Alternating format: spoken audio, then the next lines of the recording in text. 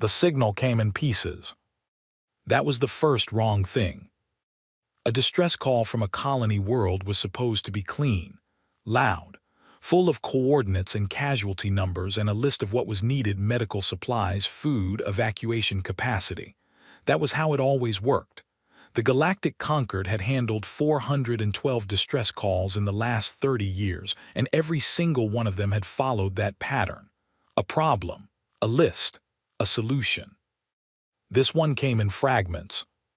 The first fragment arrived at Concord Monitoring Station, or L9, at 3:47 Standard Time. It was 17 seconds long.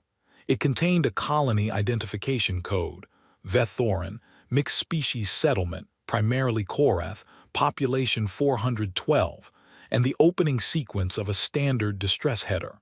Then it cut off. The second fragment arrived 4 minutes later, 8 seconds, the middle portion of a message, words in Korath without beginning or end. The translator pulled what it could: structures asterisk, asterisk something in the walls, cannot reach asterisk. The third fragment arrived 11 minutes after that. 4 seconds. No words. Sound. Liaison Officer Keth of the Velorian Diplomatic Corps was on duty rotation at Orel 9 when the fragments came in. He was a small creature by galactic standards, feathered, hollow-boned, built by his home world for efficiency rather than endurance. He had been a diplomatic liaison for 9 years. He had processed distress calls before. He was good at the work because he did not let himself feel the weight of it while he was doing it. Feeling came later at home, quietly, where it couldn't slow anything down. He listened to the first fragment and began filling out the standard aid request form. He listened to the second fragment and flagged it for a senior officer review. He listened to the third fragment and stopped. He played it again. 4 seconds of sound. It was not static. It was not equipment malfunction. It was not a voice exactly, though it moved the way voices moved. It had rhythm. It had pattern. It rose and fell with something like intention. But it was wrong in a way Keth could not put into language. It was the sound of something that had learned to imitate music by studying the spaces between notes. It was almost correct. The almost was the problem. He sat with it for a moment. Then he filed the aid request form, flagged the audio fragment for analysis, and sent a priority request to Concord Command for an emergency response convoy, medical frigates, food transports, 1 escort vessel, armed because protocol required it when a colony was reporting structural damage of unknown origin. He did not know then that humans had received the same signal. He found out 40 minutes later when the asterisk UNS Relentless filed a jump request. Keth had seen human vessels before. He had been briefed on them as part of his diplomatic training. The briefings always included the same information delivered in the same careful tone that institutions use when they want to be accurate and tactful simultaneously. Humans were Deathworlders. Their home planet, a dense, high-gravity, biologically aggressive rock called Earth, had spent 4 billion years trying to kill every living thing on it. And in response, the living things had gotten very good at not dying. Humans were the result of that process. Dense-muscled, high cortisol, with a pain tolerance that most species found medically implausible, and a set of instincts that had never quite caught up to the fact that they now lived in a galaxy with no apex predators larger than themselves. They were also, in Keth's professional experience, exhausting. The asterisk UNS Relentless was a Goliath-class battlecruiser. This was a category of vessel that the Concord did not build, had never built, and had never formally asked humans to stop building because the conversation had been deemed too politically complicated. It massed 3 times what a standard Concord military escort massed. Its weapon arrays were visible from 200 kilometers. It was not built for comfort or efficiency or diplomatic nuance. It was built for the kind of situations that the Galactic Concord preferred to believe did not exist. It had filed a jump request to Vethoran's coordinates. The Concord control officer on duty denied it in 11 minutes, citing Protocol 7 Alpha. Aid operations proceed under humanitarian convoy structure. Military escalation requires committee review. Review period no less than 72 hours. The humans filed a formal protest. Then they jumped anyway. Keth received his assignment 1 hour later. He was to board the Asterisk Unce Relentless as a conquered observer. He was to document all human actions for the formal review that would certainly be required afterward. He was to ensure that human forces operated within the bounds of conquered humanitarian protocol. The officer who delivered this assignment did not meet Keth's eyes when she said it. That told him something. He packed his kit.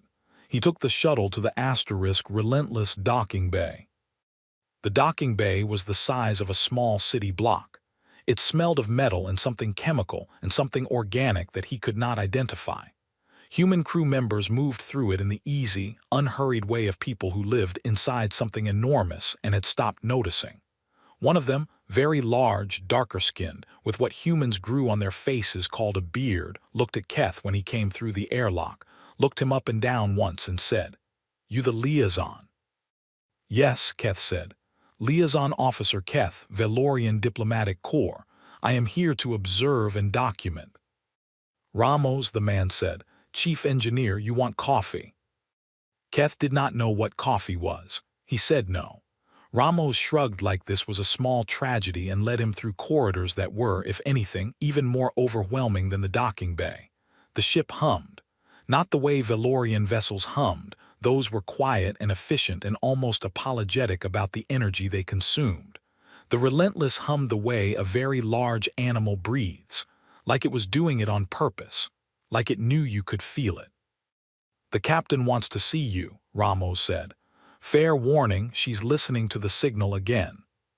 The distress signal. The weird part at the end.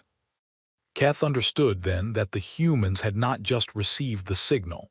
They had found the same thing he had found in it, the part that was wrong. "How many times has she listened to it?" he asked. Ramos thought about it. "Since we filed the jump request, 20, maybe 30 times." They walked in silence after that. The bridge of the Asterisk Relentless was not what Keth had expected. He had imagined something aggressive, loud, heavily lit, full of the kind of deliberate military display that species use to signal dominance. Instead, it was focused.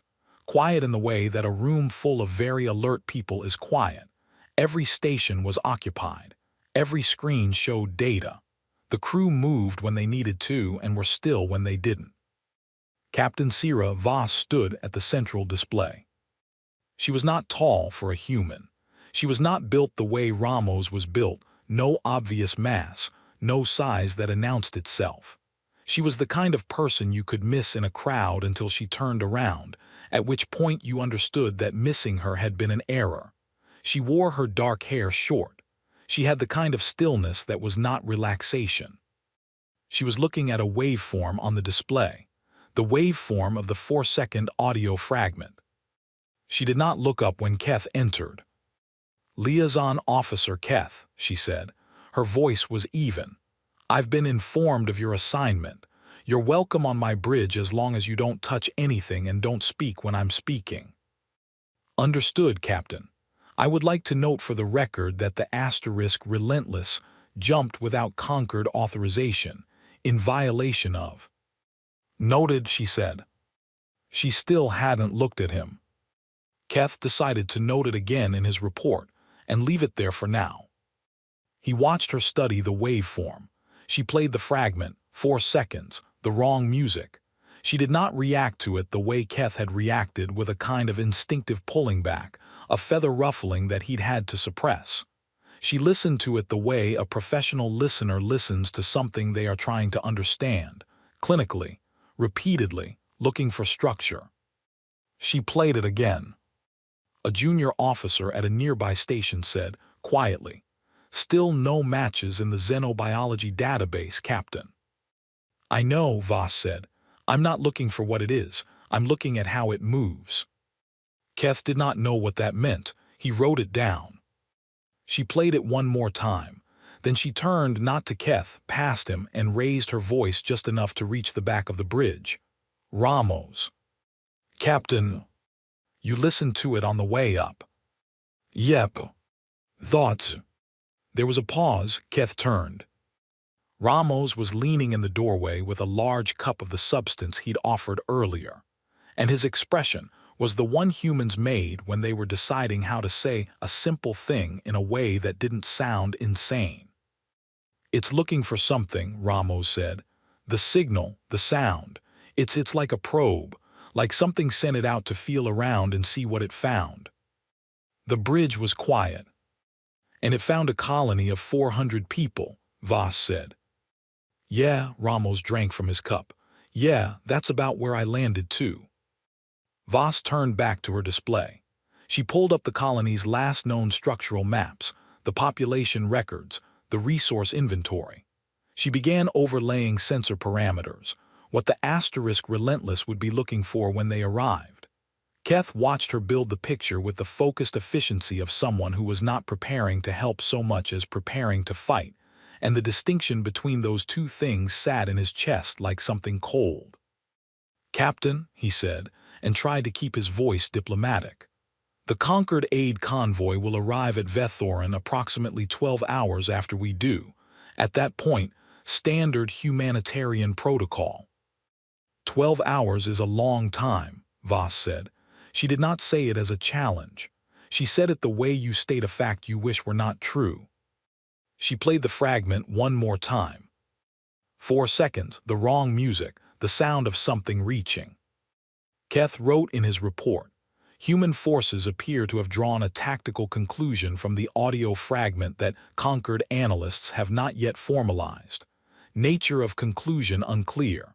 The captain has listened to the fragment approximately 35 times, and her expression has not changed once. He paused. Then he added, I find this more alarming than I expected to. The Relentless jumped to Vethorin 3 hours later. Keth stood on the bridge and watched the stars restructure themselves around a planet that looked, from this distance, completely calm. The colony's lights were visible on the night side, small and steady, burning the way lights burn when the power grid is running and nobody has turned anything off. Nobody had turned anything off. Keth thought about what that meant for a moment. Then he thought about it again.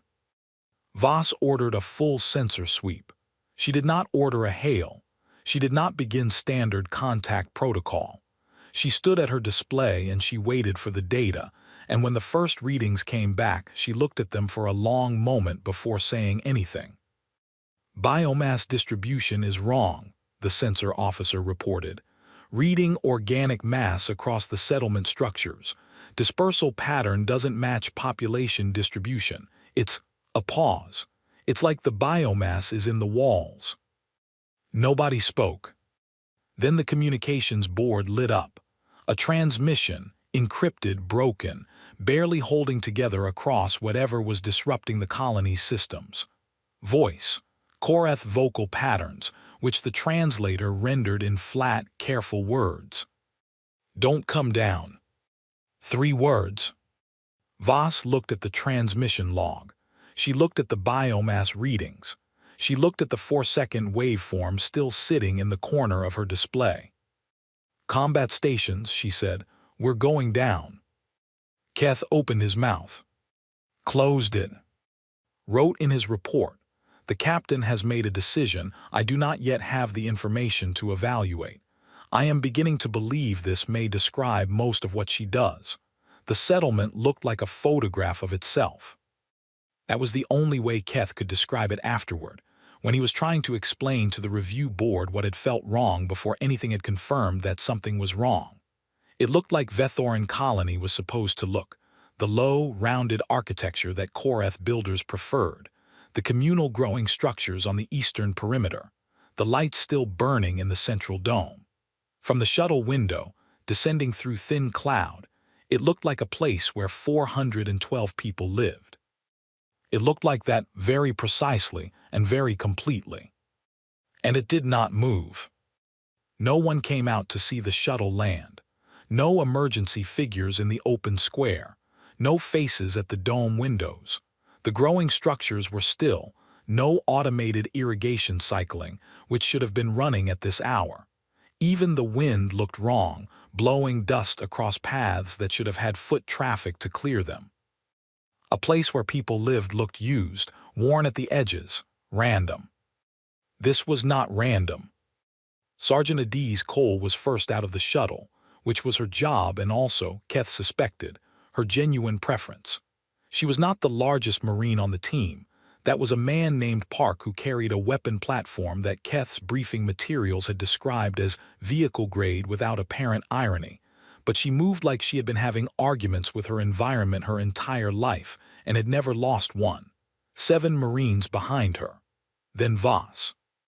Then Keth, who had insisted on accompanying the ground team on the grounds that it was his observational mandate, and had spent the shuttle descent regretting this. The air on Vethorin smelled like soil and something sweet, growing things. Keth noted this because it was the most normal thing present. "Spread and check," Cole said, and the Marines moved. They were quiet. Keth had expected them to be loud. He had a Deathworlder briefing in his head that emphasized aggression, forward momentum, the overwhelming of resistance through force. What he saw instead was patience. They checked corners. They communicated in small hand signals. They tested doors before opening them. They were, he realized slowly, behaving less like soldiers and more like something cautious and very experienced that had learned the difference between strength and recklessness through whatever cost that lesson usually demanded. Voss walked the central path with her hands loose at her sides and her eyes moving across everything with the same focused calm she'd had on the bridge. She had a sidearm. She hadn't drawn it. "Nothing," Cole reported from the east block. "No bodies, no damage, furniture's in place, food was being prepared, stoves are still on actually." "Turn them off," Voss said. "Captain," that was Ewan from the northern residential block. His voice was level, which Keth was learning to interpret as the human tone that meant the opposite of fine. "I've got something." They crossed to him in 30 seconds. The wall was white, or it had been. Now it was white with the faint outline of something pressed into its surface. An impression, like a shape had been pushed into clay and then the clay had hardened. The shape was roughly the size and outline of a Korath adult. 4 limbs. A recognizable silhouette. Standing against the wall as if it had been placed there, or as if it had pressed itself against the wall in the last moment of something, and the wall had accepted it. There were 6 more in the same room. Keth looked at them. His translator was not necessary to understand what he was seeing, but some part of his brain was insisting on the processing anyway, trying to file this into a category. Structure damage, unusual mineral deposit, something with a geological explanation, something that was not what it looked like. It looked like people had been absorbed into the wall. "Sir," Ewan said. He was looking at his scanner. "The biomass reading from the sensor sweep, I think I know what it was." Nobody asked him to explain. The walls around them explained it. Back on the asterisk Relentless, Keth had requested a private channel to submit an update to Concord Command. He was composing this update in his head, standing in the residential block, staring at the wall when Voss spoke. "Keth, Captain, you've gone very still." "I am processing," he said. "Good instinct." She turned from the wall and looked at her team. Nobody touched the surfaces, walk center of path, full body seals, gloves on. She tapped her comm. "Relentless, are you getting this feed?" "Full receive, Captain." That was the voice of Lieutenant Dara Osai, bridge duty officer. "We're already running the imprint profiles against xenobiology. No match. Whatever left these impressions, we don't have a record of it." "It's not in the database because nobody survived to report it," Voss said. It was not a question. Osai was quiet for a moment. "That is one interpretation, yes." "Start building me a strike solution for the central dome." She said this the way a person orders lunch. Don't commit to it, just have it ready. Keth turned toward her before he could stop himself. A strike solution. Captain, there are survivors in this colony, the transmission. I know exactly how many there are, Voss said. I'm working on keeping it that number. She walked away. Keth stood in the middle of the path, center of the room as instructed, and looked at the shapes in the walls, and tried to stop doing the calculation he was doing about how many shapes he had counted so far across 3 buildings, and how that number related to the colony's population. He stopped trying. He started counting instead. They found Governor Yissel in the agricultural storage facility on the colony's south perimeter, the building furthest from the central dome, buried under 6 layers of sealed containers, the air inside thick with the chemical smell that Keth had been unable to identify from outside.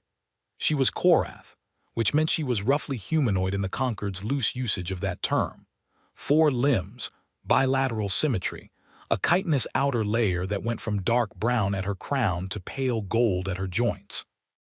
She was also, clearly, the kind of person who made decisions when there was no better option. She had sealed herself in with 12 survivors. The chemical smell was coming from what she'd built, a mixture of agricultural compounds, some kind of fertilizer base, mineral extract, sprayed across every surface and soaked into the cloth they'd wrapped themselves in. She had a makeshift applicator in her hands when the Marines opened the hatch, and she had it pointed at Cole before Cole had finished saying the word friendly. Human, Yissel said. She looked past Cole, she looked at all of them. You brought weapons. Yes, Cole said. Real ones? Yes, ma'am. Something happened in Yissel's face. Keth's translator was not built for Korath microexpressions. The system had been designed for language, not for the exact quality of relief that crosses a face when the thing you asked for has actually arrived. He didn't need the translator. I didn't think anyone would come with weapons, she said. What is that chemical? Voss asked. She had come through behind the Marines and was looking at the sprayer in Yissel's hands with focused attention. Agricultural base, nitrogen compound, mineral traces, organic binder. Yissel lowered the sprayer. She was very tired, Keth realized. Not the tiredness of a long day, the kind that takes up residence. It doesn't like organic compounds it can't read. If your surface chemistry is complex enough, different enough from what it's been eating, it moves on. Voss said. We called it the Pale Choir, in the last communications before the relay went down. Yissel looked at the floor. It came from the East Settlement, that's where it started.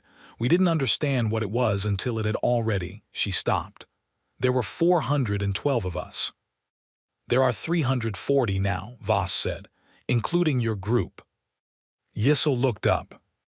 I counted the imprints, Voss said, simply, without apology or softness because neither would have helped anything. 72 impressions across 14 structures. That leaves 340 alive. You have 12 here, which means there are 328 more in the colony who are still surviving by some method. Where? Keth watched Yissel take, in the fact that this human had done that accounting before entering the building. The dome, Yissel said. Central dome, they barricaded, I don't know if they're still. They are, Voss said.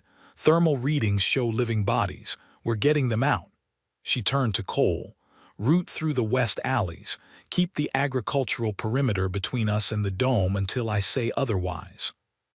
Captain, Keth said, and then had a brief internal argument with himself about whether to continue. He continued. The Pale Choir is still active in the central dome. Yes, Yissel said. And you want to walk toward it. It was Yissel who answered, not Voss. The Korath governor looked at Keth with the expression of someone who has decided that the people in front of them are the reason they are still alive, and that this means something. The Concord sent an aid convoy to a Valorian outpost 8 months ago, Yissel said, after an attack. The convoy had medical supplies, food, evacuation transports. She paused. There were no survivors. The storage facility was very quiet. "I know," Keth said, because he did know. It was in the incident record, classified partial. He had read it, and what he had not known before this moment was that this specific fact was why the asterisk Relentless had jumped. Voss had known 8 months ago that a Valorian outpost convoy had sent distress signals. She had heard those signals. She had listened to them the way she listened to the Vethoran signal, repeatedly, clinically, looking at how it moved, and she had started preparing. He looked at the captain's back as she talked through the extraction route with Cole. He thought she already knew what she was coming to. He thought she has been building the plan since before the signal. He opened his report document and stared at what he'd written. Human forces appear to have drawn a tactical conclusion. He deleted appear to have drawn. He wrote, human forces had already drawn a tactical conclusion from a prior event 6 months before this colony was attacked. The battle cruiser was not a response to this crisis. It was a response to the pattern the crisis belongs to. I did not understand this distinction before arriving on the surface. He paused. I am not certain the Conquered understands this distinction either. They found the dome survivors barricaded behind 6 layers of Korath-style pressure doors, which were not designed for this and had held anyway, which said something about what fear could motivate even in species not known for physical resilience. 328 people, hungry, exhausted, several injured, all alive. The Marine named Park stood in the dome entrance while the evacuation proceeded, watching the walls, and his expression was the blank professional one that Keth was learning to read as asterisk extremely alert and choosing not to show it. The walls were white. The walls were intact. The walls did not move. Cole's voice in Keth's earpiece. Captain, movement in the upper infrastructure, above the dome ceiling. Voss, what kind? Cole, slow, dispersed like it's spreading. A pause that lasted exactly as long as it needed to. Voss, it knows we're here. Cole, yes ma'am. Voss, faster on the extraction. The Marines started moving survivors in groups of 20. Keth helped. He was not a soldier, but he had hands, and the presence of a calm adult was useful to frighten people regardless of species, and he found that this was something he could do. He guided. He translated when the Korath survivors didn't understand English instructions. He kept his voice steady. He was passing through the dome's main corridor with a group of survivors when the lights above them shifted. Not flickered. Shifted, the way light shifts when something passes between the source and the surface. The corridor should have been clear above them. It was not clear above them. Something pale moved through the space between the light panels and the ceiling with a slow, searching motion that did not have a good anatomical reference in any file Keth had ever read. It was distributed. It was everywhere at once in the way that fog is everywhere at once. It was pale and it sang, 4 seconds, 8 seconds, the wrong music that didn't stop this time. Keth heard a survivor behind him make a sound and say something in Korath that the translator gave him as, "It's found us." He did not run. He was surprised by this. His body wanted to run, and some other part of him, the professional part, the part that had processed 412 distress calls and understood that panic was its own casualty, overruled it. "Move," he said clearly. "Walk fast that way." He kept his body between the survivors and the ceiling. The Marines appeared at both ends of the corridor. "Eyes up," Cole said, and her voice was calm in the way of still water over fast current. "Don't look at it, move." They moved. Behind Keth, the corridor wall began to show the faint impression of something pressing through it from the other side. Slow, patient, like it had all the time it needed. They got out. Everyone in that group got out. Keth filed this under. Things he would think about later in private when his hands stopped shaking. The last survivor group cleared the dome with 4 Marines as rear guard. Voss was at the shuttle, counting. Keth saw her counting. She had a number in her head and she was verifying it, and something about the deliberate care of that, the refusal to assume, to approximate, to let urgency replace accuracy, told him more about her than anything she'd said. 3:40, Cole reported. 3:40, Voss confirmed. She looked at the dome, she looked at her comm, she said to the relentless above them, "Osai, how's that strike solution?" "Ready, Captain." "It's adapted," Voss said, "not to Osai, to herself or to the settlement in general, or to the thing in the dome that was now pressing against the inside of every surface. It's looked at us and figured out we're different. It's going to try something different now." She was right about this. Keth did not know then how right she was. What she meant was, the Pale Choir had spent all its time in Vethoran meeting species that did not fight back. What she meant was, it had just met something new. "Get everyone to the shuttle," Voss said. "We're going up." She was the last one in. She did not run. Above the dome, something pale and dispersed began to move, not toward the settlement, but up, following the heat signatures of the shuttles, doing something it had never needed to do before. Reaching toward space. The conquered fleet arrived while the Pale Choir was still learning that space existed. 12 ships, Admiral Thal commanding from the Asterisk Meridian Reach, a Merindian vessel, wide and flat, built for the kind of species that had evolved in deep water and still moved like they expected to be surrounded by it. Medical frigates, supply transports, one escort vessel with the armament rating of something that had never expected to fire its weapons. The convoy that had been assembled according to protocol, dispatched according to protocol, and had traveled the correct number of hours at the correct speed because protocol had a process, and the process had a timeline. Thal opened a channel to the Asterisk, relentless, before his fleet had fully completed the jump sequence. "Captain Voss."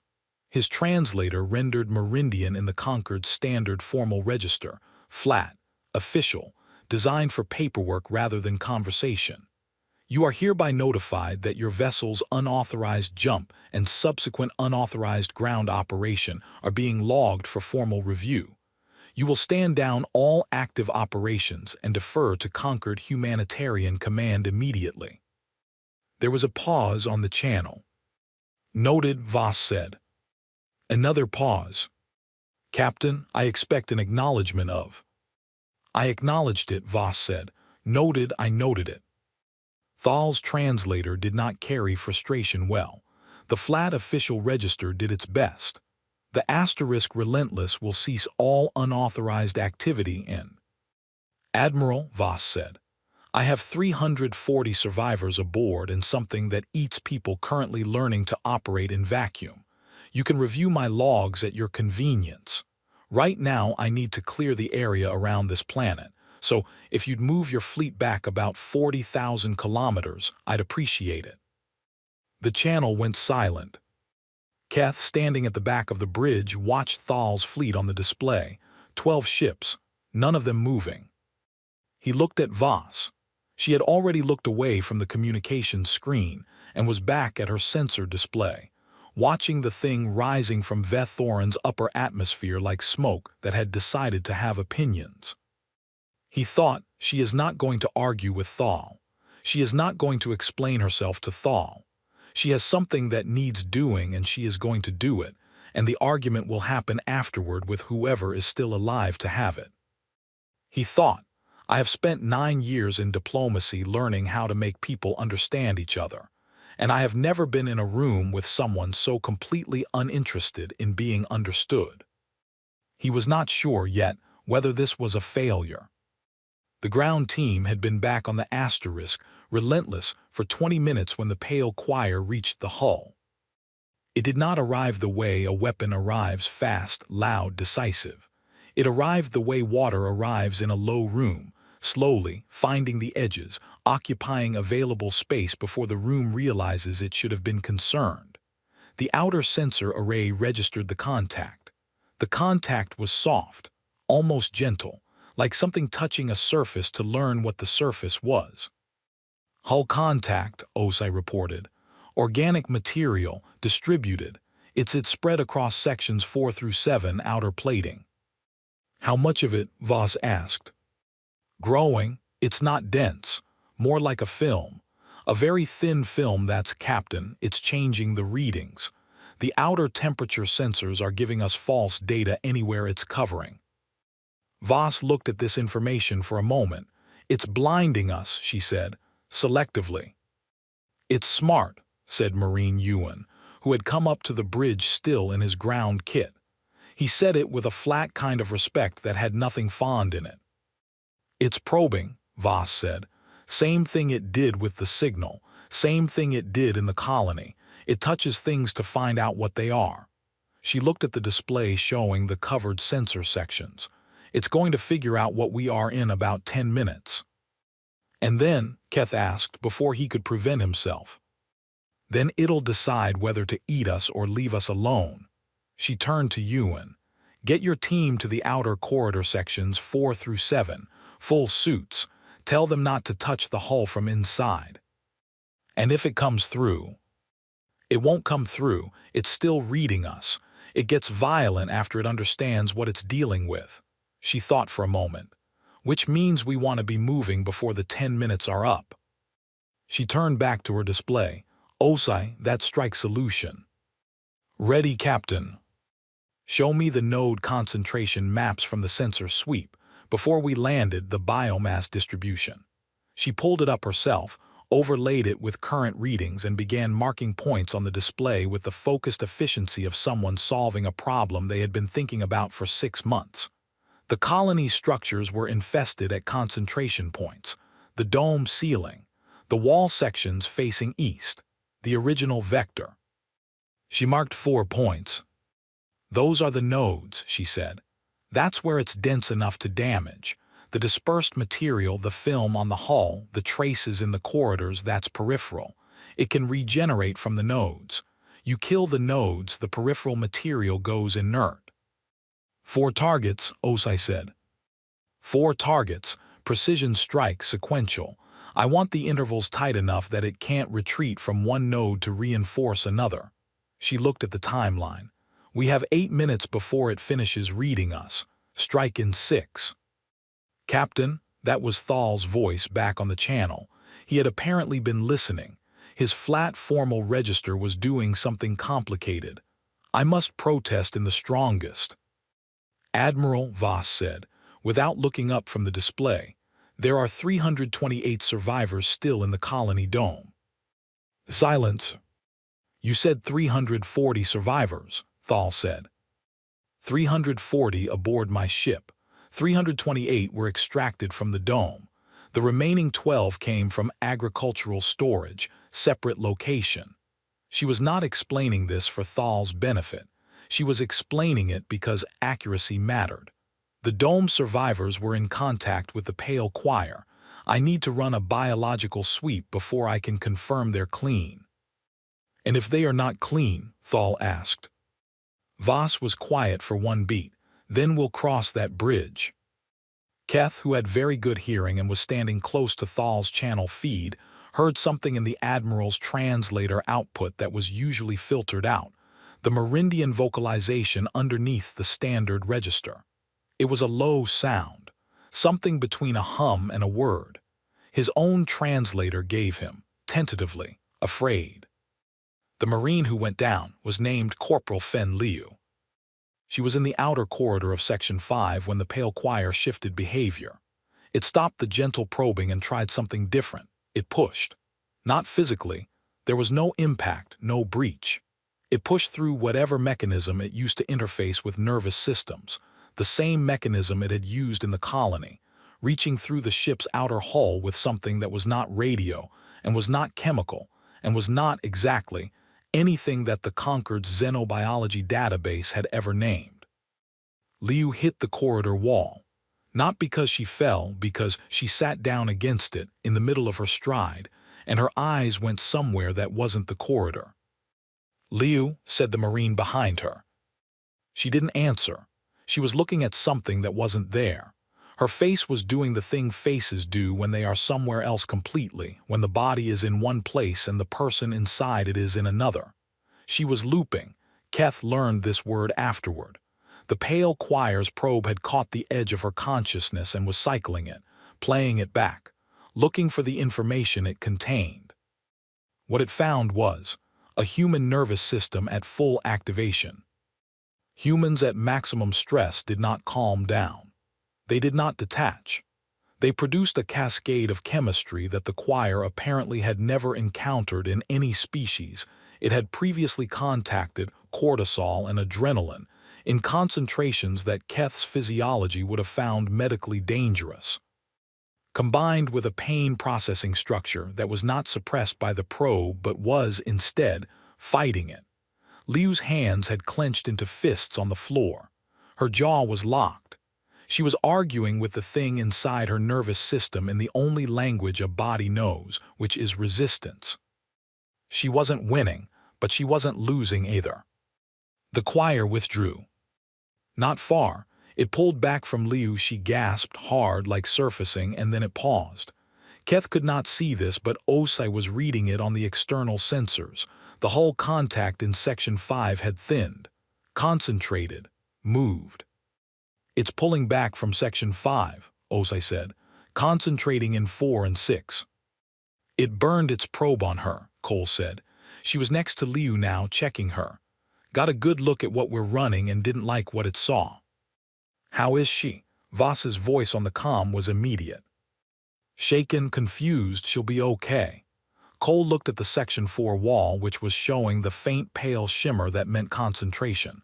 "Captain, it's not leaving, it's reorganizing." "I know," Voss said. "Get her clear of that section, all of you clear. You've got 3 minutes. Then from somewhere behind Keth, Ramos, "Captain." Ramos. "Got an idea about the hull problem. You know how the outer plating has the emergency discharge system for static buildup in nebula transit?" A very brief pause. "Yes," Voss said, in the tone of someone whose mind has moved 3 steps ahead. "I can reroute it. Run current through the whole outer plating, controlled pulse.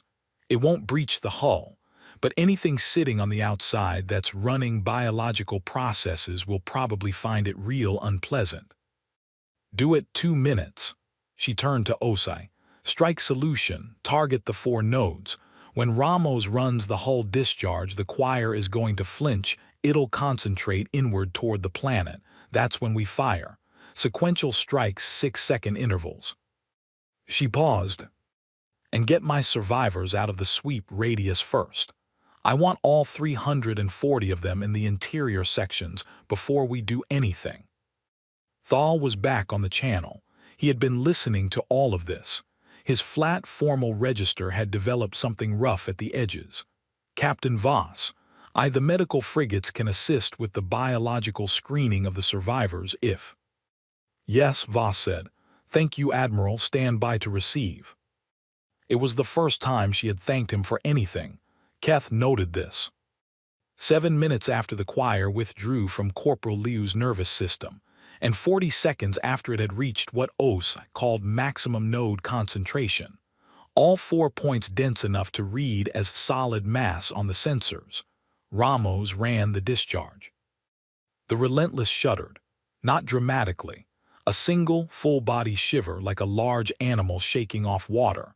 The pale film on the outer hull thinned in real time on the sensor display, pulling back, and in the 4 node points on the planet below, something happened that the sensors registered as a rapid shift in mass concentration, not fleeing.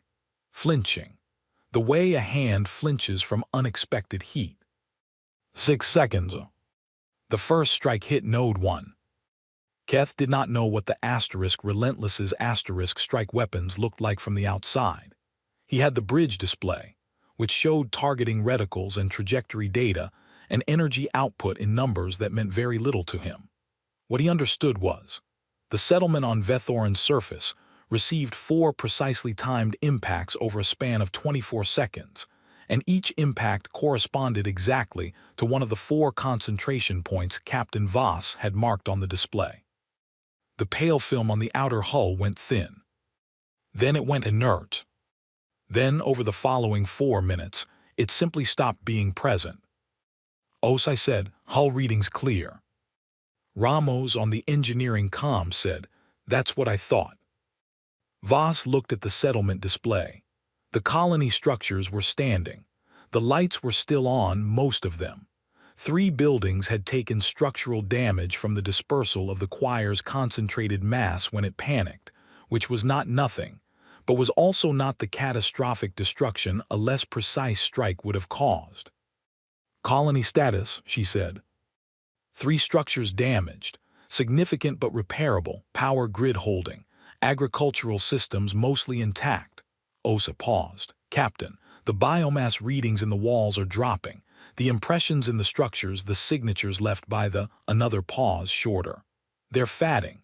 Whatever the pale choir did to incorporate the colonists into the structures, without the active choir presence to maintain it, the material is reverting." Nobody said what that meant. Voss said it.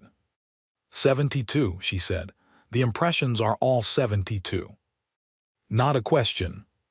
"Yes, Captain." The bridge was quiet in the way that rooms are quiet when the information present is heavier than anyone wants to speak over. Keth stood at the back of the bridge. He thought about 72 shapes pressed into white walls. He thought about a Valorian outpost 8 months ago that had received an aid convoy and sent back no survivors. He thought about the 4-second audio fragment that Voss had listened to 35 times before they jumped. He opened his report. He wrote, "At 11:42 Standard Time, the pale choir entity was neutralized from the Vethoran colony by coordinated orbital strike. Total survivors, 340 of 412. The strike was precise. The strike was prepared for.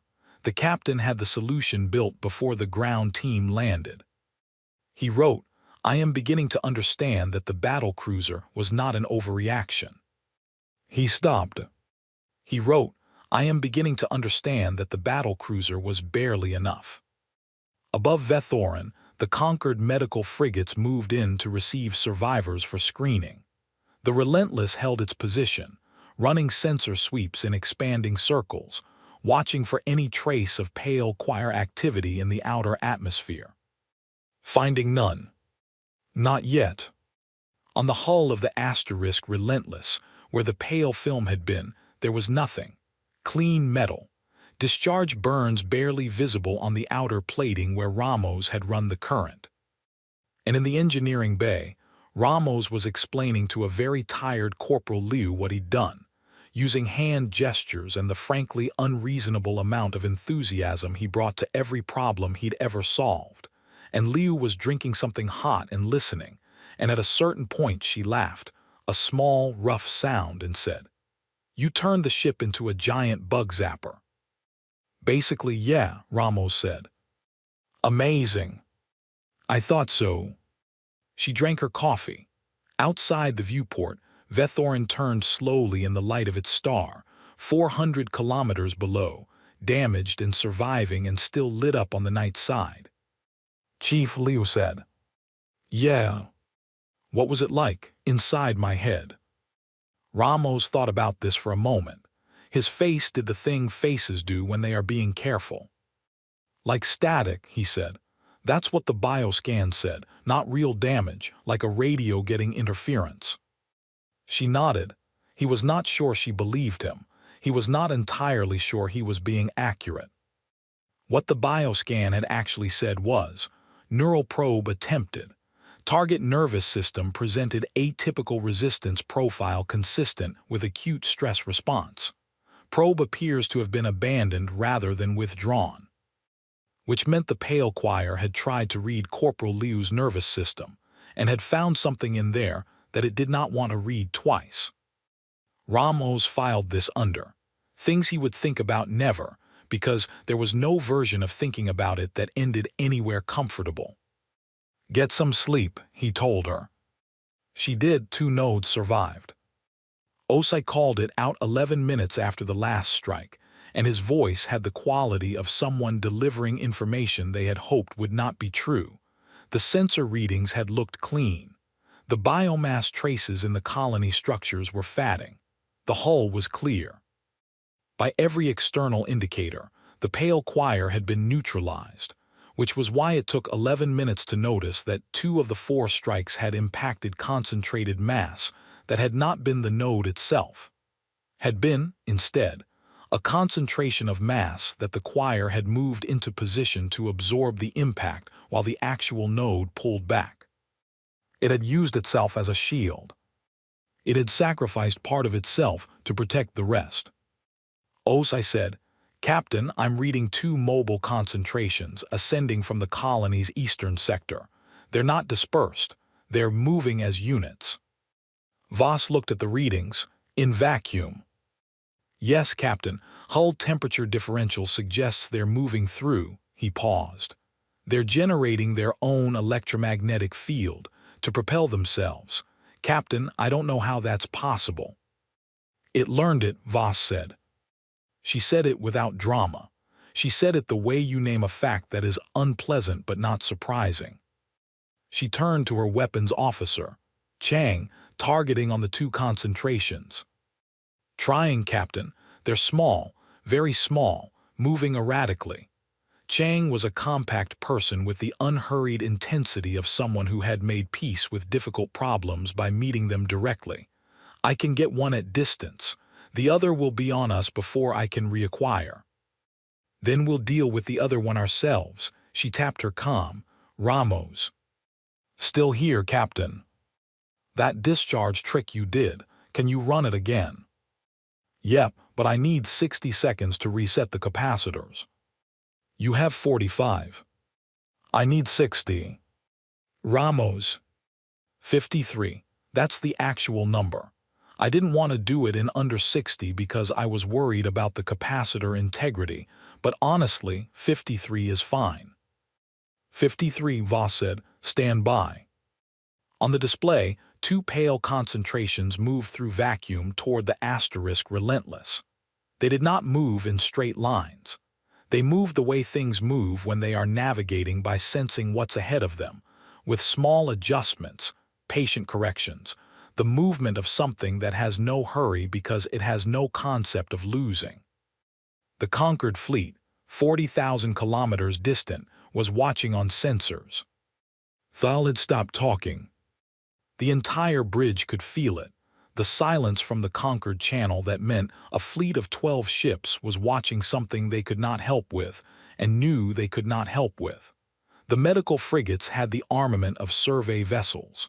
The escort ship had weapons that had never been fired in combat.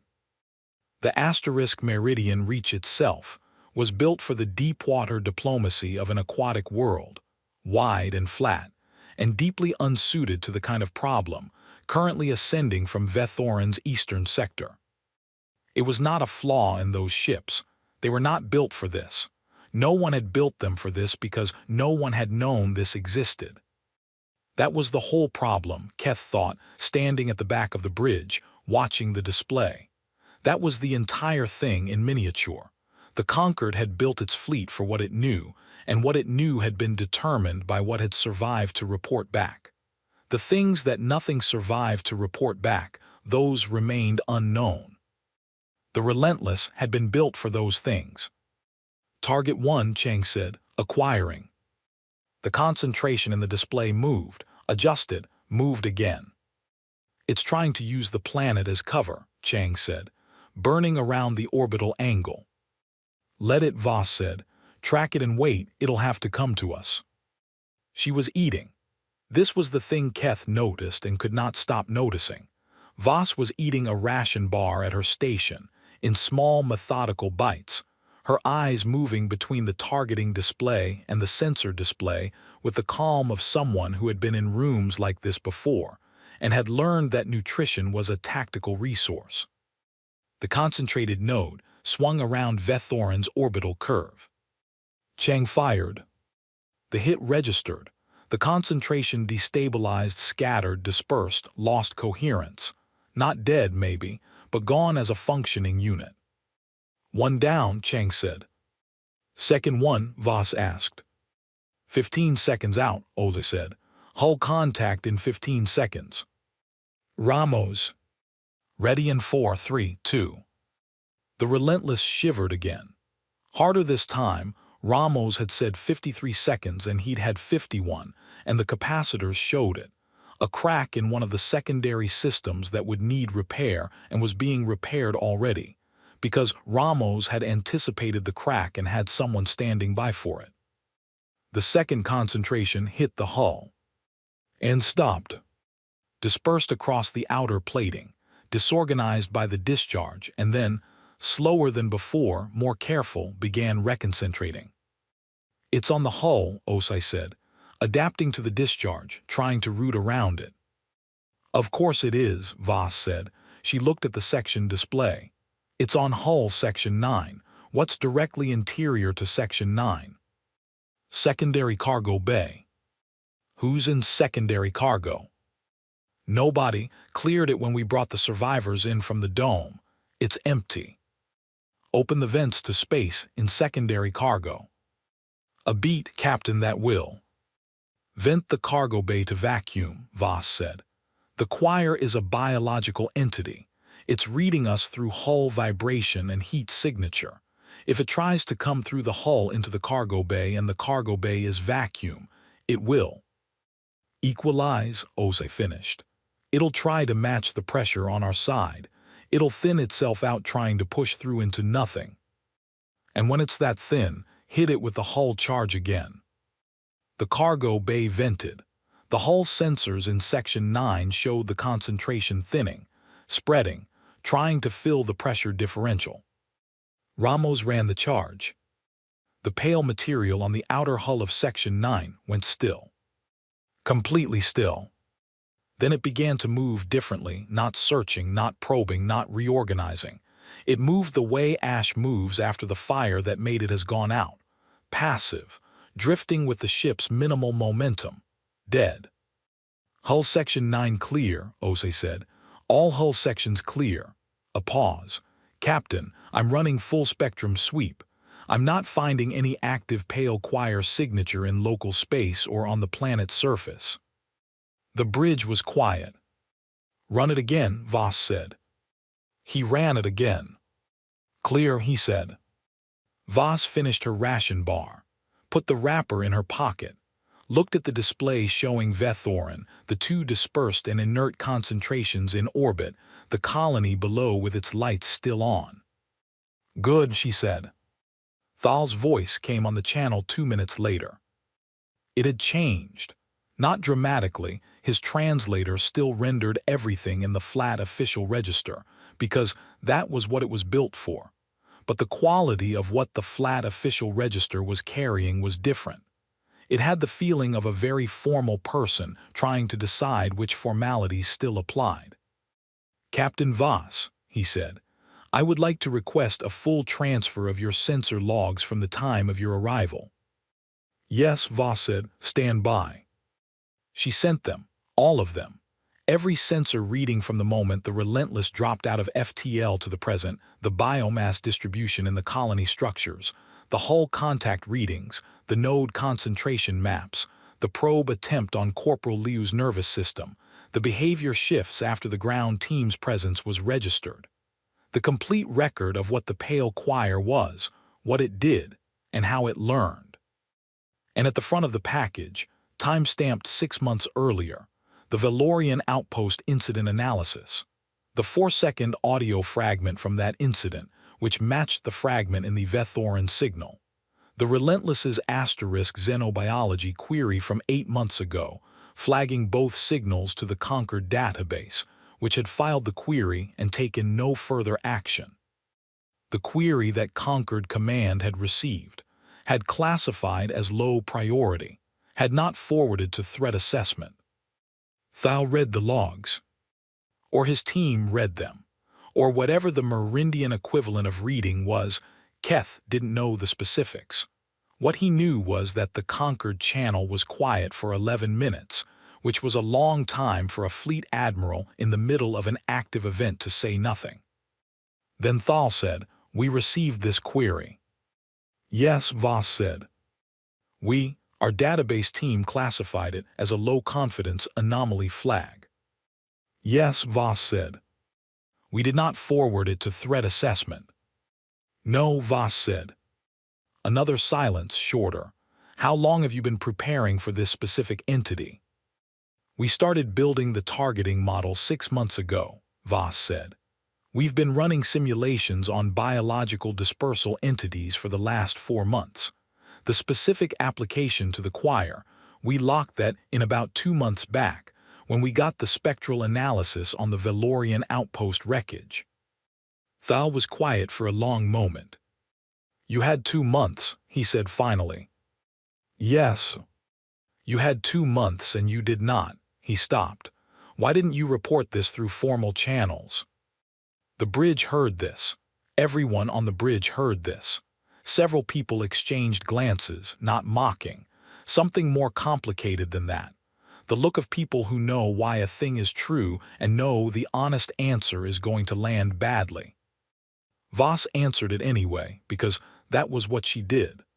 Because the formal channel response time for a threat classification review at Concord Command is between 45 and 90 standard days, and I wasn't confident we had that long.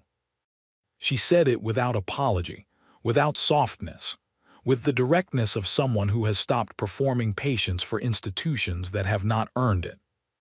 Thal did not respond immediately. Geth, standing at the back of the bridge, thought about the aid convoy that had arrived at the Valorian outpost, the medical frigates, the food transports, the single escort vessel.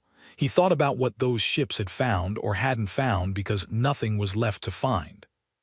He thought about Voss listening to the 4-second fragment 35 times and not changing her face. He understood now what she had been thinking about. Not the choir, the convoy. She had been thinking about the convoy arriving undefended and what would happen to it, and she had decided that under no circumstances was that going to be the outcome she presided over. The survivor transfer took 4 hours. The Concord medical frigates were good at this: screening, treatment, careful biological assessment. They confirmed what Voss had expected. The 340 survivors who had been extracted from Vethorin were clean. No choir residue. No neural probe markers beyond the single incident with Corporal Liu, whose readings the Concord medical team looked at for a long time and described, carefully, as highly anomalous and indicative of a nervous system profile that resisted interference in a manner we have not previously documented. Liu, being informed of this assessment, said, "Cool." The Korath survivors were a different matter, not biologically, but emotionally, which was sometimes worse. 340 people who had spent an unknown number of hours barricaded in a dome, listening to something move through the walls, having no reason to believe that anyone was coming. 12 who had spent that same time in an agricultural storage facility, with a governor who had synthesized a chemical deterrent out of fertilizer and will. They were taken care of.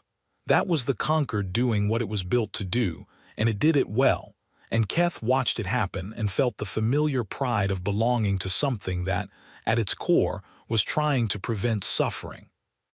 The trouble was the suffering it hadn't known to prepare for. Governor Yissel refused the initial medical transport off the Asterisk Relentless. She sat in the ship's main corridor with 12 survivors who had shared the agricultural storage with her, and she waited. She did not explain what she was waiting for. She didn't need to.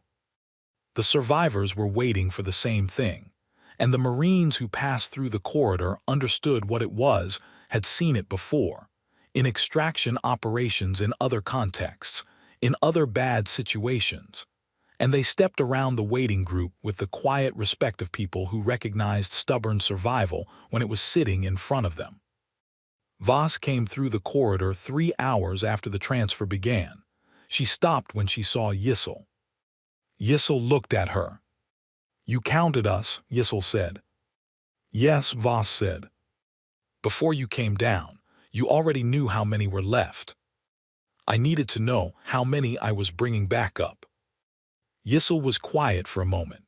Around her, her 12 survivors, all Korath, all wearing the faint chemical residue of Yissel's compound, all looking at Voss with the particular expression of people who had been inside something terrible and had come out the other side to find the thing that pulled them out, were listening. The Conquered sent a convoy to Vethoran colony 3 cycles ago, Yissel said. Small outbreak, mining accident, some injured, infrastructure damage, medical frigates, food transport. They arrived in 6 hours and everyone was fine. Yes, Voss said. That convoy would have killed us. Voss didn't answer. Yissel didn't need her to. It wasn't an accusation. It was a statement of something they both understood. I sent the SOS, Yissel said. I didn't know who would come, I just sent it and hoped. She looked at her hands, at the chemical staining on them. I hoped someone would come with something real. From behind Voss, Ramos appeared with a tray of food. He had been feeding everyone on his corridor rotation since the survivors came aboard. It was not an assigned task. It was Ramos, and it had produced the situation where roughly 60 survivors had taken up residence in or near the engineering bay, because that was where the food kept appearing. He set the tray down near Yissel's group. He said something that the translator rendered approximately as, "Eat something. It helps." Yissel looked at him. "It does," he said. "I know it doesn't feel like it will. Eat something anyway." She took a piece of food. She ate it. Around her, her survivors did the same, slowly, in the careful way of people who had forgotten that eating was something they were allowed to do. Ramos nodded, satisfied, and went back the way he'd come. Keth, who had followed Voss through the corridor and had witnessed all of this, wrote in his report, Chief Engineer Ramos's contribution to survivor welfare management has been, in the estimation of this observer, significant. His methods are informal. His results are not. He paused. He added, the captain counts her people before she arrives. The engineer feeds them after. I do not know how to evaluate this against Conquered Protocol because I do not believe Conquered Protocol accounts for it. The damage assessment for Vethoran came in at 1800 Standard Time. 3 structures destroyed in the strike, 22 damaged, agricultural system at 70% capacity, power grid stable. The colony's core infrastructure, the things that would let it function, let people live in it and work in it and rebuild it, was intact. Total lost, 72. The Conquered Standard Aid Package, activated and en route, would cover reconstruction costs, replacement supplies, temporary housing for displaced survivors. The machinery of humanitarian response, doing exactly what it was built to do, running exactly as designed. Keth looked at the numbers, at what had been lost and what had been saved, at the math of it. Then he looked at the numbers from the Velorian outpost incident 8 months ago. 0 survivors, convoy lost, no reconstruction, no replacement supplies. The math was not subtle. On the display above the status report, the Relentless turned slowly in Vethoran's orbit, running its expanded sensor sweeps, still making sure. The ship that had not been asked to come and had come anyway, and whose presence had converted a total loss into a partial one, into a survivable one, into something the Conquered Aid Package could actually help with because there were people left to help. Chang, at the weapons station, was running system checks on his targeting arrays. He had fired his weapons in combat for the first time in 3 years of service. He looked like someone who had passed a test he hadn't been sure he was ready for. Osai was updating the xenobiology flagging on the Pale Choir entity, comprehensive file, full behavioral spectrum, recommendation for threat classification at the highest level. The file that the query 6 months ago should have generated. The file that would have, if the Conquered had built it then, given someone else the same preparation time the Asterisk Relentless had used. Voss stood at her station and read the damage assessment. She did not look satisfied. She did not look relieved. She looked like someone checking their work. "Osai," she said, "flag the outer system. I want a watch buoy dropped at the edge of Vethoran's gravity well. If anything matching the choir's spectral signature approaches this system in the next 5 years, I want an alert." "Yes, Captain." "And send the full choir behavioral file to Concord Command. Threat assessment priority. Don't flag it low confidence. Flag it confirmed hostile. They may reclassify it." "They may," Voss said. "Send it anyway." She turned, finally, from her display. She looked at Keth. He looked back at her. "How's your report coming?" she asked. "It is complete in its current form," Keth said. "I expect I will revise it several times before I submit it." She nodded. "That's honest." "Captain," he hesitated, "the review board will be difficult. You violated protocol, multiple protocols, the formal censure." "Will happen," she said. "Yes." "You don't seem concerned." 340 people are alive," she said. "I'm somewhat focused on that." She went back to her display. Keth stood in the middle of the bridge and held his report and thought about the difference between being concerned and being prepared, and whether those two things had to be the same, and concluded slowly that they did not. That was the thing, that was the whole thing. She was not unconcerned. She was simply done being concerned in the ways that didn't help anything, and concentrated entirely in the ways that did. He looked at his report. He started his first revision. The review board convened 18 days later at Concord Station, Hellier Prime.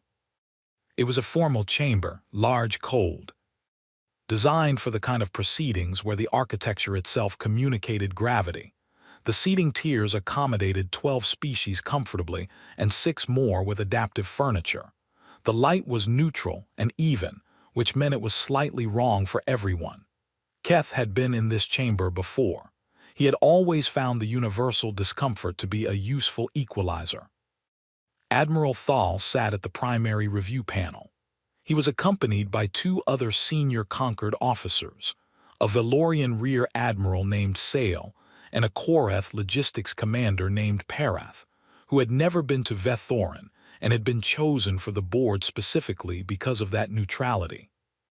Voss sat at the respondents' table with the Relentless's JAG officer, a human named Lieutenant Adebio who had the expression of someone confident in their position, and aware that confidence was not the same as outcome. Keth sat in the observer's gallery. He had submitted his report 6 days earlier. He had revised it 9 times. The charges were read in Concord formal language, which translated into something like: the *UNS Relentless had jumped to Vethoran without authorization, had conducted ground operations without authorization, had engaged an unknown entity with weapons-grade force without authorization, and had used emergency ship systems in ways that were not covered under any existing operational protocol. All of this was technically correct. The board asked Voss to respond to each charge. To the first, "We jumped because the signal indicated an active threat, and 12 hours was too long to wait." To the second, "We went to the surface because the survivors needed to be counted, located, and extracted, and I was the only vessel present capable of doing it safely." To the third, "We engaged the Pale Choir because it was eating people." To the fourth, "The chief engineer developed an application for the hull discharge system in real time during active engagement. The alternative was hull breach. I authorized it." She said all of this in the same even tone, not defensive, not apologetic, just accurate. Thal looked at her for a moment after the last answer. "Captain Voss," he said, "do you believe that your actions were proportionate to the threat as you understood it?" "I believe 340 survivors is a proportionate outcome," she said. "The methods were whatever the methods needed to be. The Concord operates under the principle that aid operations should not be militarized, that humanitarian response and military force are." Separate categories, Voss said. Yes, I understand the principle. Do you disagree with it? A brief pause. Voss looked at the panel. She said, I disagree with it in contexts where the threat is not waiting for the distinction to be resolved. Thal wrote something. Sale wrote something. Pereth looked at Voss with an expression that Keth could not read from his seat in the gallery. Governor Yissel's testimony came next. She had insisted on testifying in person. The Concord had initially suggested a recorded deposition would suffice, and she had declined the suggestion in language that was formally polite and functionally immovable. She sat at the testimony stand in the same deliberate stillness that Keth had seen in her in the agricultural storage facility, the stillness of someone who had been inside something very bad and had come out of it having decided that certain things were worth saying regardless of who it inconvenienced. She told the board about the pale choir, about what it had done, about the rate of spread through the colony structures, about her synthesis of the chemical deterrent, which the Concord xenobiology team had, she noted, already requested the formula for, which she had already provided, which she found appropriate. Then she told them about the Valorian outpost. She had done research in the 18 days before the hearing. Not deep research, she had not been a researcher before the attack and the attack had not made her one. But she had looked for what was available and she had found the incident classification. Valorian outpost incident, 8 months prior. A Koreth trading vessel had been in the area, had picked up a partial signal, had reported it to Concord monitoring. 0 survivors, convoy lost, file classified partial. I know what the convoy found, Yissel said, because I know what the pale choir does, and I know what a convoy without weapons is capable of doing against it, which is nothing. Thal said, the Concord convoy to the Valorian outpost was sent in good faith, Yissel said. I understand that. I am not here to criticize the Concord's intentions. I am here to tell you what I told the humans on that ship. I didn't think anyone would come with weapons. She paused. That is not a compliment to the humans. That is an indictment of the situation that made it true. The chamber was very quiet. 340 of my people are alive, Yissel said. 72 are impressions in walls that we will spend years trying to understand how to grieve. If the asterisk relentless had not jumped when it did, if it had waited for authorization, if it had waited for committee review, I know what the number would be. She looked at Thal. You know what the number would be too. She was not wrong. Nobody in the chamber disagreed with her. The disagreement, if there was one, was about something more complicated, about what it meant that she was right, and what the Concord was supposed to do with being right in a way that felt like failure. Voss's second turn at the stand was shorter. One question, Thal said, and I want a direct answer. Yes, Admiral. Did you believe the battle cruiser was necessary? Voss looked at him. She said, I believed that 340 people surviving was necessary. The ship was just the method.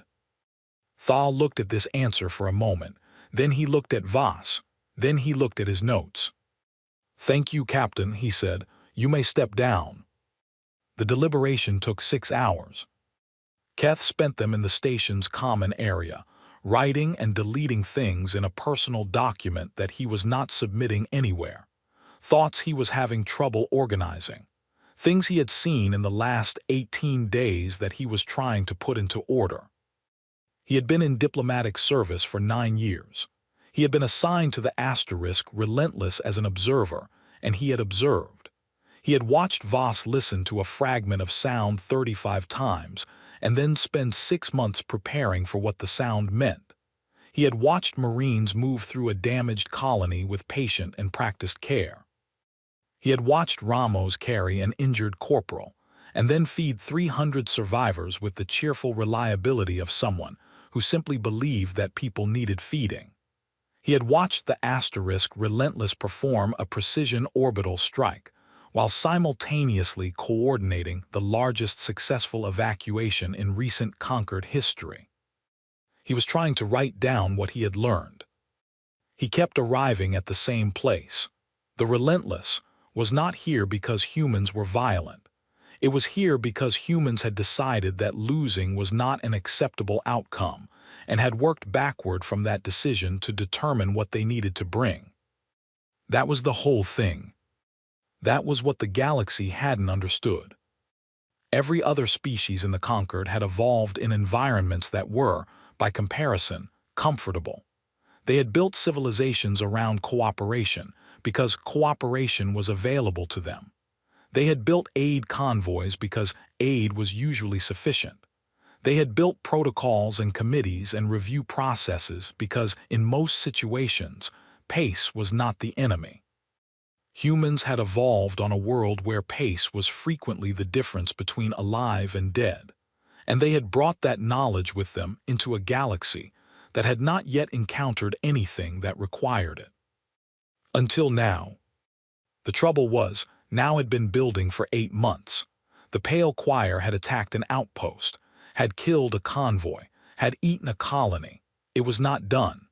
There was no particular reason to believe it was alone. There was every particular reason to believe that the Conquered, if it encountered the Choir again in a standard humanitarian operation, would lose the convoy and the people it was trying to reach.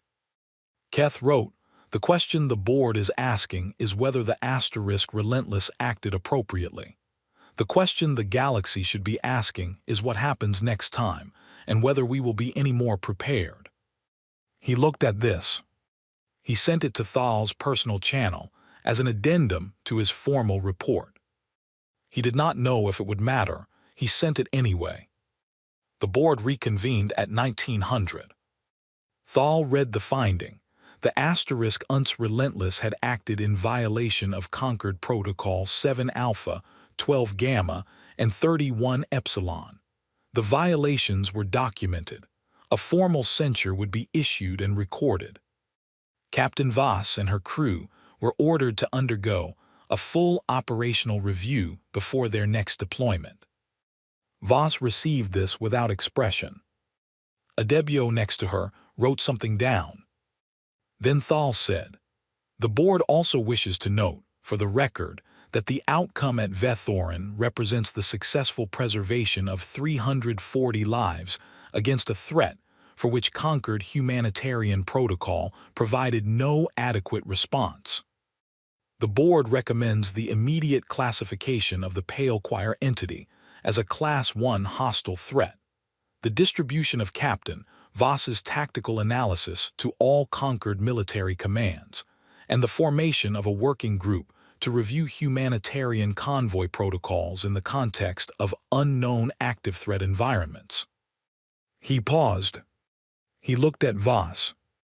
"The censure stands," he said. "The recommendation stands also." Voss said, "Understood, Admiral, thank you." Thal looked at her for a moment with an expression that Keth's Velorian perceptual system, finely tuned for the nuance of faces that were not built for honesty, read as something like, "I know what you did was right and I can't say that, and we both know I can't say that, and you're not going to make me say it and I am. In some way I'm not prepared to examine, grateful for that." He said nothing further. The chamber began to clear. Ramos was in the corridor outside the chamber when Keth came out. He was there with a large number of Koreth survivors from Vethorin, which was not surprising. Keth had learned that large numbers of Vethorin survivors had followed the * Relentless to Hellier Prime, apparently unwilling to be very far from the ship until they had some better framework for processing what had happened. What was surprising was the number of people in the corridor who were not Korath. A group of Velorian crew members from Conquered Station, 3 of the Merindian officers from Thal's fleet, 2 humans from one of the medical frigates who had been present at the Vethorin survivor transfer. Ramos was sharing food. This was all he was doing. He had a container of something and he was moving through the corridor handing pieces of it to whoever would take one, talking to people whose languages he didn't speak and not needing the translator because the transaction did not require words. "Food. Thank you. Sit here if you want."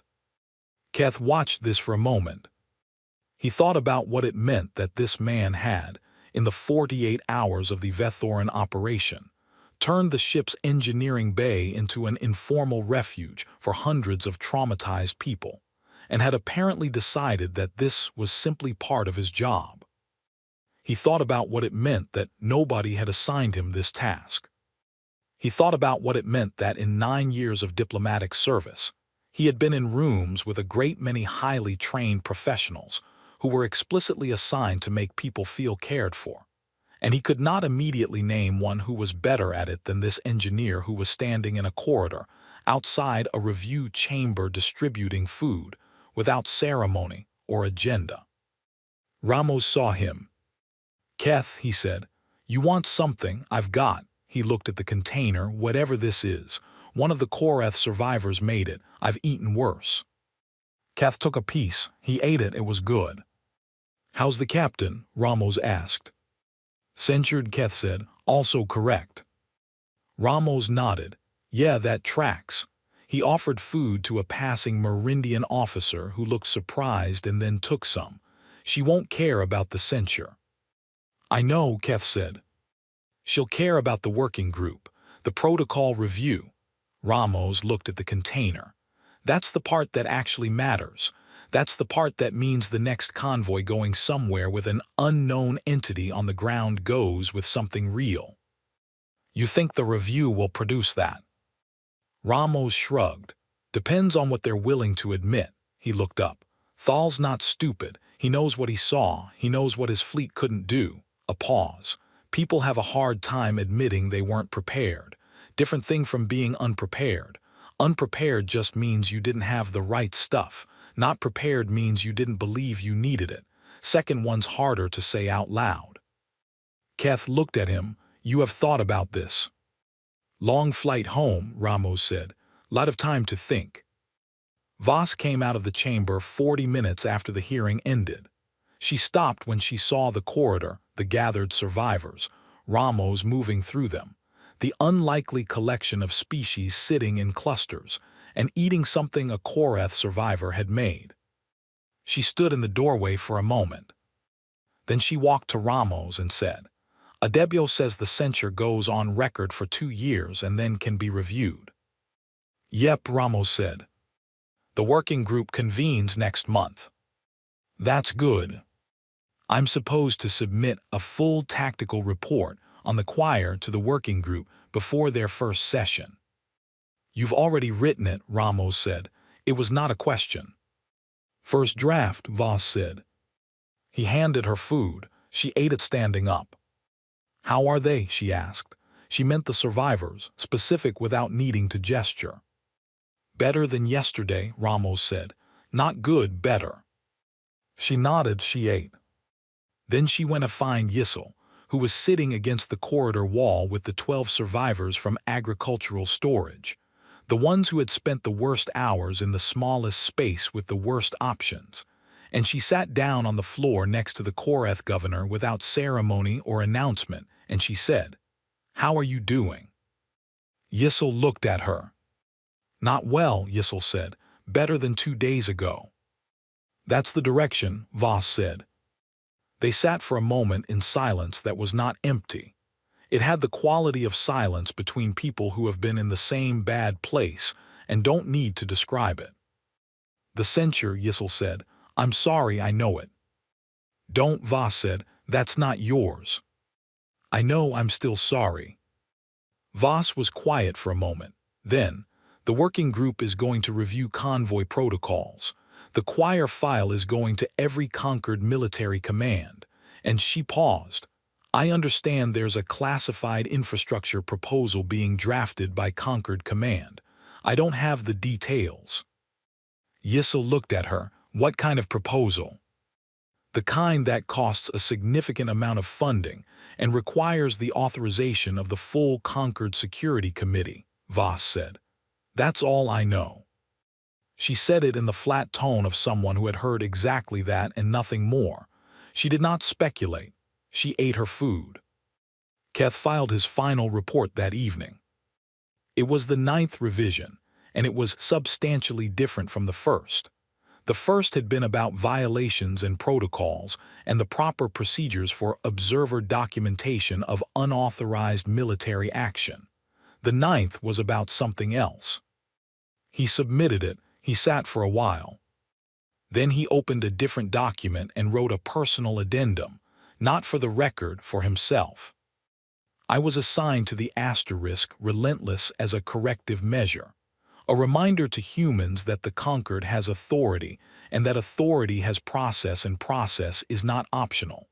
I was there to observe and document violations. I documented them. They are in the record. I also documented 340 people who are alive. Those are also in the record. The question I cannot stop asking is not whether the captain followed protocol. The question is whether protocol in this situation would have followed the survivors. I do not think it would have. This is not a comfortable conclusion for someone who has spent 9 years believing in protocol. I believe in it still. I believe the conquered, at its best, builds the framework that lets species share a galaxy without destroying each other. I believe in medical frigates and food transports and humanitarian aid and working groups and review processes. I believe all of this. I also believe that somewhere in the galaxy right now there are things that don't know what a working group is, and that when they arrive at a colony, the colony needs something real. The asterisk relentless was something real. He stopped. Then, at the bottom, he wrote what he had been composing for several days in his head, the request he had already decided to submit, but had been organizing the language for. I hereby request permanent assignment as diplomatic liaison to the UNSS Relentless or equivalent Deathworlder crewed vessel. My reasons, translated as accurately as possible from Valorian into Conquered Standard, are as follows. I want to be present for what is coming. I want to be somewhere that is prepared for it. I have seen what prepared looks like, and I understand now that it does not look the way I expected. Prepared looks like a woman eating a ration bar during a weapons engagement. Prepared looks like an engineer with schematics already open before the captain asks the question. Prepared looks like a ship that nobody asked to come, that came anyway, that counted its people before it arrived. I want to be where that is. He submitted it. He did not expect an immediate answer. He got one anyway 3 hours later from a human administrative officer who apparently kept unusual hours, a single line, request under review. Voss has been informed. She said, and I am quoting directly, fine. 2 weeks after the review board, Conquered Command passed a classified infrastructure resolution. Keth did not have access to it. He heard about it the way people hear about things they don't have access to in pieces from people who had pieces. A resolution, significant funding, Conquered Security Committee authorization, 3 vessels. Goliath class. 3 more. The Conquered never announced it publicly. The official position remained that the Conquered operated under humanitarian principles and did not militarize aid operations, and the censure of the asterisk relentless stood on record and would be reviewed in 2 years. The Conquered also built 3 battle cruisers. They still wouldn't say humans had been right. They just started building what humans build. The Relentless left Hellier Prime on a Tuesday, which was a human calendar designation that meant nothing to most of the galaxy and everything to the humans aboard, who had their own systems for marking time, and held to them the way species hold to the things they carried from home. Keth was on the bridge when they left. He had a small bag he packed efficiently, as Valorian physiology required, and a new assignment, and a report that was already generating significant discussion in Conquered diplomatic circles. Voss was at her station. She was reading the tactical file on the Pale Choir's dispersal mechanics, not for the first time. For what Keth estimated was approximately the 47th time, though he had lost count. She looked up when he came in. "Welcome back," she said. "Thank you, Captain." She went back to her file. He went to the observer station and sat down and opened his working documents and prepared to observe. Ramos appeared in the doorway with 2 cups. "Coffee," he said. Keth had decided 18 days ago that he did not like coffee. He took the cup anyway. It was terrible. He drank it. Outside the viewport, the stars were very bright and very many, and somewhere in the vast space between them, things were moving that the galaxy had not catalogued yet, that no aid convoy was built to stop, that no protocol covered and no committee had authorized a response to. And the Relentless pointed itself at them anyway. Because that was what it was built for. Because someone, a long time ago, on a high-gravity rock that spent 4 billion years trying to be lethal, had learned that the only reasonable response to an unreasonable universe was to be more prepared than it expected. The ship went to FTL. The stars restructured themselves around it. The galaxy went on.